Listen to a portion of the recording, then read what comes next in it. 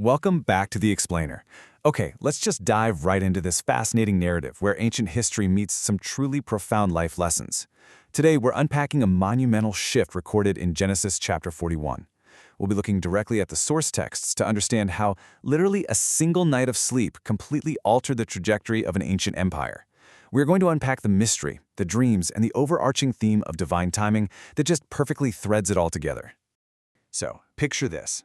Why would the most powerful man in the world tremble in fear over a dream? It's a scenario that's just rich with incredible irony. I mean, think about it. Pharaoh was the absolute ruler of the Egyptian empire. He commanded vast armies, immense wealth, and the very lives of his subjects. In his culture, he was literally viewed as a living god who controlled the order of the universe. And yet this man of absolute, unrivaled power is left entirely paralyzed, terrified, and totally helpless by something happening inside his own head while he slept. To understand why this psychological earthquake happened, we really have to look at exactly what he saw. Section 1, Pharaoh's Dreams and the Nile's Warning. All right, so here is the crisis that sets our entire story into motion, and it threatened the very foundation of the Egyptian worldview. Let's break down the visuals of Pharaoh's parallel nightmares.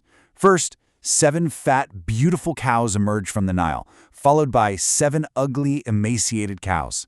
Then, 7 healthy, plump heads of grain sprout up, only to be followed by 7 thin heads of grain scorched by the east wind. Now, you have to remember that the Nile River was the absolute lifeblood of Egypt. It was the source of their agriculture, their economy, their entire survival. Seeing these specific symbols of prosperity completely devoured by symbols of famine wasn't just a weird dream, it was a glaring existential threat to their civilization. Let's look closely at the source text covering this moment.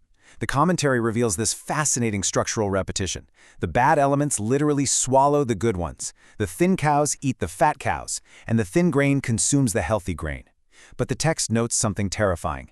Even after eating the fat cows, the ugly ones looked just as starved as before. That specific detail completely amplified Pharaoh's shock. Furthermore, as the text explains, the fact that the message was repeated twice in 2 different forms signaled to the ancient mind that this event wasn't just a possibility, it was absolutely certain, fixed, and rapidly approaching. Section 2. The failure of the elite. So, faced with a certain catastrophe, Pharaoh does exactly what any ruler would do, right?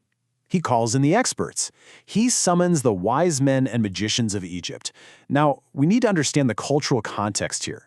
For these individuals, dream interpretation wasn't some casual hobby or parlor trick. These were highly trained, elite professionals. They were a core part of the state apparatus, responsible for discerning the will of the gods, predicting the future, and guiding state affairs. In fact, they had these extensive, well, actually more like encyclopedia-level manuals dedicated entirely to interpreting dreams. Yet when faced with Pharaoh's dual nightmare, they are completely silent. This wasn't just a minor oversight on their part. It was a catastrophic collapse of Egypt's entire intellectual and spiritual system. The gravity of the situation becomes crystal clear in our commentary here. This wasn't merely a missed interpretation. No, it was the absolute shattering of Pharaoh's worldview. Up until this very moment, he firmly believed he had total control over his empire's destiny. But this profound silence from his absolute best minds proved that he couldn't control everything. He is forced to confront the terrifying reality that there is a higher, sovereign power at work, a master of history whose plans simply cannot be deciphered by human techniques or elite Egyptian wisdom. Section 3. The Forgotten Hebrew.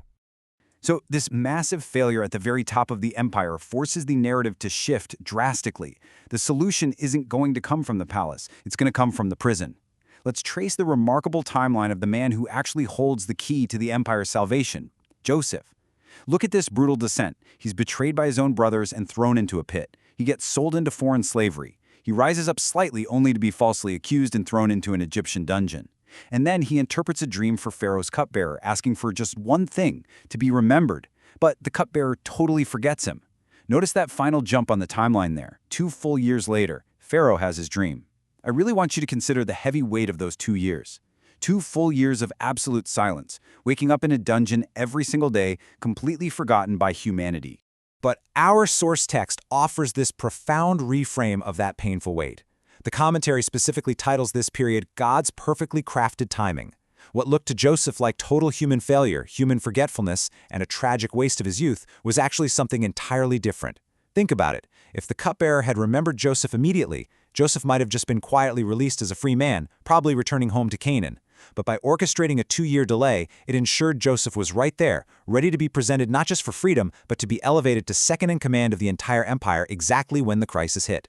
Section 4. A change of garments, a change of destiny. Now, the physical transition Joseph makes here is just rich with symbolic meaning. Tracing his garments reveals a striking progression throughout his life. Step 1. He wears the coat of many colors, which becomes a tool of his brother's betrayal. Step 2. He wears the garment of a slave in Potiphar's house, which is literally used as false evidence to accuse him. Step 3. He wears the rough clothes of a forgotten prisoner, symbolizing his total despair. And finally, Step 4, when he is hurriedly pulled from the dungeon to meet Pharaoh, he shaves and puts on clean, new clothes.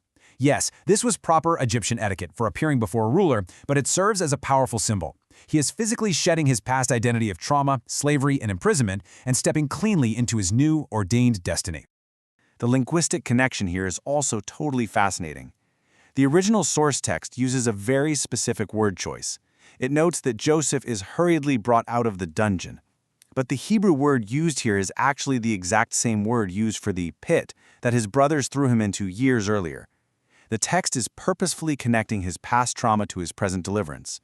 He is definitively leaving the pit of his past behind to stand firmly and cleanly before the absolute ruler of Egypt. Section 5. Interpretations belong to God. So, this sets the stage for the absolute climax of the narrative. The forgotten prisoner is now standing before the terrified king. Pharaoh looks at Joseph and essentially says, "Hey, I hear you can understand dreams." And Joseph's response? It's astounding. He says, "I cannot do it, but God will give Pharaoh the answer he desires." Right in the face of the most powerful man on earth, Joseph completely rejects his own human ability. He doesn't take the credit. He doesn't try to build a brand or leverage this for political gain. He boldly declares that true wisdom, true interpretation, and the revealing of the future are entirely divine domains. As our sources highlight here, Joseph recognizes that he is merely a vessel. He's a tool for God's message. And this creates a sharp, undeniable contrast. On one side, you have the failed human techniques, the elite manuals, and the sophisticated intellectual systems of the Egyptian magicians. On the other side, you have the sovereign revelation of God, delivered through a humble, forgotten prisoner who claims zero personal power. It proves definitively to Pharaoh, and really to all of history, that God is the ultimate master of the future. Section 6. The inefficient yet perfect God. So as we look at the entire scope of this narrative, it leaves us with an incredibly powerful framework for understanding how seemingly negative events fit into a much larger picture. Let's summarize the key takeaways regarding divine timing. To our modern, fast-paced minds, God's timing often feels incredibly inefficient. 2 years of agonizing silence in a dungeon feels like a massive waste. However, the text shows us that even human flaws, like the cupbearer's forgetfulness, are actively utilized for a far greater purpose. The profound lesson here is that waiting periods are not wasted time. They are periods of active preparation. Every single day Joseph spent in that prison was perfectly orchestrating his setup, building his character, and aligning the timeline so he could step in exactly when the empire needed him most. Which brings me to my final thought, and it's a question for you. Are you currently in a waiting period? Perhaps you feel forgotten, overlooked, or just stuck in a seemingly inefficient season of life?